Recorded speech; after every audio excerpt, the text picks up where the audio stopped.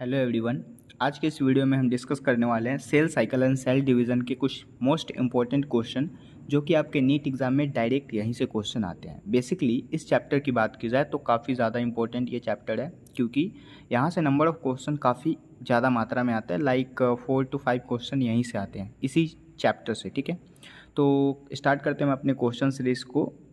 First question यहाँ पे कहा जा रहा है, what phase is between two successive M phase. इस क्वेश्चन का क्या मतलब है? ये क्वेश्चन बेसिकली कह रहा है कि दो एम फेज के बीच में कौन सा फेज आता है। तो आपको पता है कि एम फेज के बाद में फिर से G1 फेज स्टार्ट होता है, फिर G2 फेज आता है, सॉरी एस फेज आता है, फिर G2 फेज आता है और तब जाके फिर से एम फेज आता है। तो इन तीनों को एक साथ हम क्या बोलेंगे? इन तीनों को एक साथ हम इंटरफेज बोलेंगे। ठीक है, क्योंकि इंटरफेज का 3 भाग होता है, एक G1 फेज, एक एस फेज, एक G2 फेज। ठीक है, तो हमारा यहाँ पे इस ऑप्शन के अकॉर्डिंग दो सक्सेसिव एम फेज के बीच में इंटरफेज आएगा। ठीक है, right answer is interphase. Again next question है इंटरफेज। इंटरफेज के 3 यहाँ पे मतलब इन्वॉल्विंग कुछ दिए गए हैं। अब इस इन्वॉल्विंग के अकॉर्डिंग आपको आंसर करेक्ट करने हैं। जैसे कि फर्स्ट यहाँ पे ऑप्शन है interphase is a biosynthetic phase. यहीं पे गलत हो गया, इंटरफेज एक बायोसिंथेटिक फेज नहीं है, मेटाबॉलिकली एक्टिव फेज होता है, इसलिए गलत ऑप्शन हो गया। और डुप्लीकेट इंटरफेज में ना होकर के वो एस फेज में होता है, तो ये यहाँ पे भी गलत हो गया। फिर constituent more than 95% duration of the cell cycle, बिल्कुल सही बात है। इंटरफेज को 95% ड्यूरेशन लगता है और ओनली 5% एम फेज को लगता है। ठीक है, तो ये ऑप्शन करेक्ट हो गया। Is the phase between two successive M phase, अभी हमने फर्स्ट क्वेश्चन डिस्कस किया था कि दो सक्सेसिव एम फेज के बीच में इंटरफेज आता है, तो ये भी ऑप्शन करेक्ट है। मतलब कि यहाँ पे सेकेंड और third option is correct, this is the correct option. Okay, again आते हैं नेक्स्ट क्वेश्चन पे। इंटरफेस इन्वॉल्व ऑल एक्सेप्ट, मतलब कि यहाँ पे जितने भी ऑप्शन हैं उस ऑप्शन में से आपको बताना है कि इंटरफेस में कौन से नहीं होते। ऑल ऑल तो है लेकिन एक्सेप्ट कौन से नहीं है उसको चूज़ करना है आपको। ठीक है, तो यहाँ पे फर्स्ट जो ऑप्शन है M phase, M phase interphase में नहीं आता। इंटरफेज में आते हैं G1 phase, S phase, G2 phase.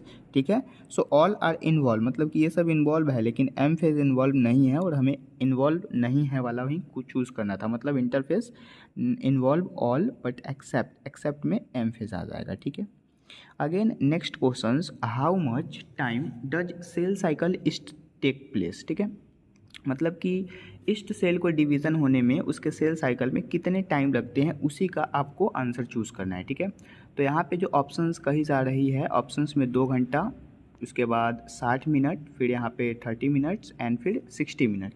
तो ऑप्शंस नंबर यहाँ पे क्या आंसर हो जाएगा? 90 minute is the right answer. ठीक है, 90 मिनट कहने का मतलब 1.5 घंटा हो जाएगा। ठीक, so this is the correct options. Again फिर यहाँ पे है the correct sequence of phases of cell cycle is, मतलब कि कुछ ऐसे ऑप्शंस है और इस ऑप्शंस के अकॉर्डिंग आपको सेल साइकिल का सीक्वेंस बताना है कि करेक्ट सीक्वेंस क्या होगा।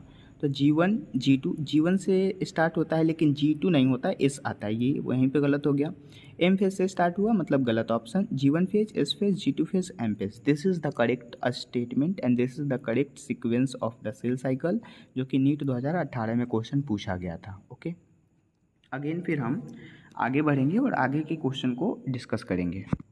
The next question is cell cycle include, मतलब सेल साइकिल में क्या इंक्लूड होते हैं। तो सेल साइकिल में आता है इंटरफेज एंड एम फेज, दो ही फेज आते हैं, एक इंटरफेज एक एम फेज। इंटरफेज के अब 3 भाग आते हैं, एक G1 S G2 फेज और फिर एम फेज। ठीक है, जो कि आपको सेल साइकिल में इंक्लूडेड अभी हमने जस्ट आपको पढ़ाया ही था। ठीक है, तो सेल साइकिल का इंक्लूडिंग इंटरफेज और एम फेज हो जाएगा। ठीक है, अगेन यहाँ पे और भी ऑप्शन है जैसे metaphase, prophase, metaphase, anaphase, telophase, ये एम फेज के भाग होते हैं। और G1 S G2 जो कि इंटरफेज का भाग होता है। कैरियोकाइनेसिस मतलब कि न्यूक्लियस का डिवीजन, और साइटोकाइनेसिस मतलब कि साइटोप्लाज्म या फिर सेल का डिवीजन, जो कि एम फेज में होता है। तो करेक्ट आंसर 1 होगा। अगेन नेक्स्ट क्वेश्चंस की बात करें यहाँ पे, तो नेक्स्ट क्वेश्चंस फिर यहाँ पे कहा जा रहा है DNA replication occurs in which phase of the cell cycle, मतलब कि इनमें से कौन से फेज में डीएनए का रेप्लिकेशन होता है। तो आपको पता ही है कि डीएनए का जो रेप्लिकेशन होगा वो एस फेज में होगा। ठीक है, कौन से फेज में? एस फेज में होगा। ठीक है, उसके बाद फिर यहाँ पे बताया गया हिस्टोन प्रोटीन आर सिंथेसाइज, बिल्कुल इजी क्वेश्चन है। हिस्टोन प्रोटीन का सिंथेसिस G1 फेज और एस फेज दोनों में होता है, लेकिन एक और अंतर होती है, एस फेज में हिस्टोन प्रोटीन का सिंथेसिस होता है और G1 फेज में पोस्ट माइटोटिक होता है, इसीलिए इसके अंदर में नॉन हिस्टोन प्रोटीन का सिंथेसिस होता है। और G2 फेज में ये क्या कहते हैं, ट्यूबलिन प्रोटीन का सिंथेसिस होता है। ठीक है, एम फेज जो कि cell division, actual cell division M phase में ही होता है। ओनली 5% ड्यूरेशन पूरे सेल साइकिल का लगता है इसके अंदर, ठीक है।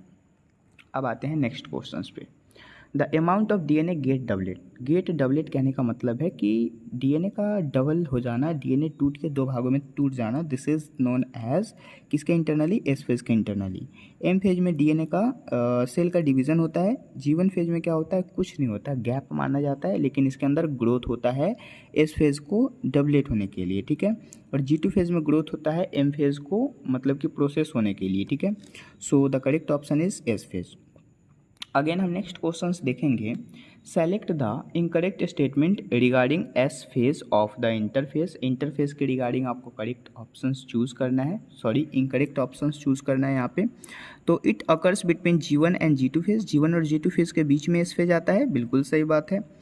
DNA replication in the nucleus is in this phase, मतलब कि इसके अंदर डीएनए का रेप्लिकेशन भी होता है इन द न्यूक्लियस के इंटरनली देखा जाए तो ये ऑप्शंस थोड़ा सा कंट्रोवर्शियल है, इसको साइड में रखते हैं। सेंट्रियोल का डबलेट होता है एस फेज के इंटरनली एंड साइटोप्लाज्म, बिल्कुल सही बात है। अगेन एज डीएनए डबलेट तो होगा ही, number of chromosome also get doublet, नहीं, number of chromosome number double नहीं होता है, इसीलिए ये ऑप्शन गलत हो जाएगा, ये ऑप्शन सही है, ठीक है। ये ऑप्शन क्या है, इनकरेक्ट है, इसलिए इनकरेक्ट है क्योंकि डीएनए का डबलेट होगा लेकिन क्रोमोजोम नंबर डबलेट नहीं हो सकता, क्योंकि क्रोमोजोम नंबर बिल्कुल फिक्स एक्चुअल वही रहता है, ठीक है। अगेन नेक्स्ट और लास्ट क्वेश्चन हमारे इस क्वेश्चन सीरीज का।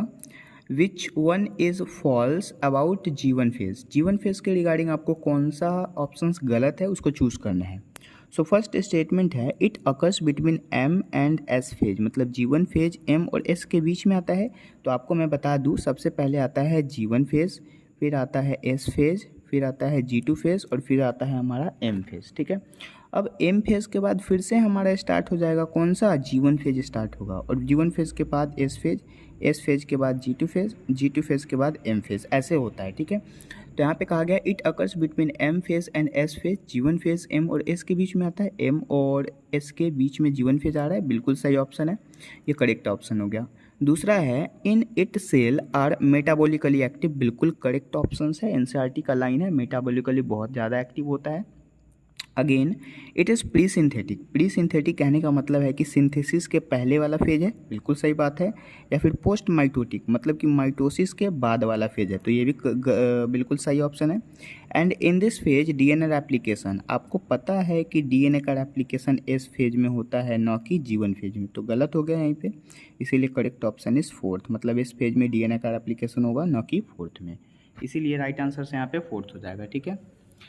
सो अब तक हमने काफ़ी ज़्यादा इंपॉर्टेंट क्वेश्चंस किया है, ठीक है। इसके बाद हम आगे के क्वेश्चंस को अगले वीडियोस के इंटरनली करेंगे। यहाँ तक वीडियो देखने के लिए बहुत बहुत धन्यवाद, और इसमें आपका भी काफ़ी ज़्यादा बेनिफिट होगा क्योंकि काफ़ी ज़्यादा क्वेश्चन होंगे जो आपको इम्पोर्टेंटली कराए जाएंगे, ठीक है। तो मिलते हैं फिर अगले वीडियोज़ में, तब तक के लिए थैंक यू।